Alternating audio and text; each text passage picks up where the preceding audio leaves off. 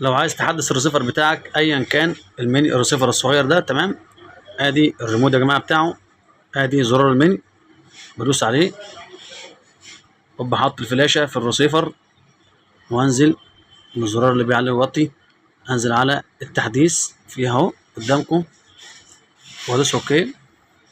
بنزل على اول واحده اللي هي تحديث البطاقه يو اس بي، وهنزل اوكي كمان. طبعا انا بختار الملف بتاعي اللي انا منزله عندي وبعرفه انا شايله فين. ادي مثلا سان بلس،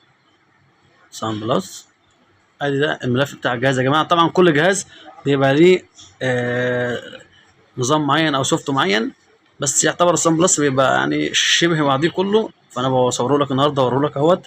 لو في اي مشكله حصلت معاك او في حاجه عايز تعرفها سيبها لي في التعليقات وانا اقول لك، او ابعت لي نوع الريسيفر بتاعك وانا ابعت لك. لو انت مش عارف تنزل الملف بتاعه ابعت لك الملف بتاعه على طول وتحمله على الفلاش زي كده وتدوس اوكي يا باشا، هيشتغل معاك الجهاز زي الفل اهو. ادي الجهاز متعرب، قنواته كلها ورا بعضيها وزي الفل.